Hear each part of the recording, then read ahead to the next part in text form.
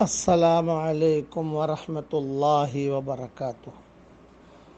آج کے ریگولر سبق میں سبق نمبر 2063 اور حضور صلی اللہ علیہ وسلم کے سیرت پارٹ نمبر 93 میں نے یہ وعدہ کیا تھا کہ کل سے انشاءاللہ حضرت عمر رضی اللہ تعالیٰ عنہ کے اسلام لانے کا قصہ شروع کروں گا، لیکن چونکہ اب حج قریب ہے اس لیے کل سے انشاءاللہ حج کے اسباق شروع ہوں گے، وہ بھی دھیان سے سنیے تاکہ حج صحیح ہو، اور حج جو نہیں کر رہے ہیں وہ بھی دھیان سے سنیں تاکہ حج کی رغبت ہو اور پتہ چلے کہ حج میں کیا کیا ہوتا ہے۔ اللہ تعالیٰ سے دعا کرتا ہوں مدینہ منورہ سے کہ سارے مسلمانوں کو اللہ تعالیٰ دونوں چوکھٹوں کا نور عطا فرمائے اور بار بار حج کرنے کی اللہ تعالیٰ توفیق عطا فرمائے۔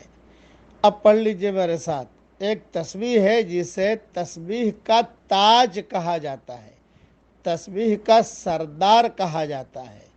پڑھ لیجئے میرے ساتھ، سبحان اللہ و بحمدہ عدد خلقہ ورضا نفسہ وزنت عرشہ ومداد کلماتہ۔ یہ تسبیح کو تسبیح کا تاج، تسبیح کا سردار کہا جاتا ہے۔ حضرت محمد صلی اللہ علیہ وسلم یہ تسبیح پڑھنے کا بھی بتاتے تھے، خود پڑھتے بھی تھے، پڑھاتے بھی تھے، اور اللہ کو بھی بہت پسند ہے۔ پڑھ لیجئے، پڑھوا لیجئے، آگے بھیج دیجئے۔ بقیہ تفصیل اور حضور صلی اللہ علیہ وسلم کی سیرت انشاءاللہ حج کے بعد انشاءاللہ ہم شروع کریں گے۔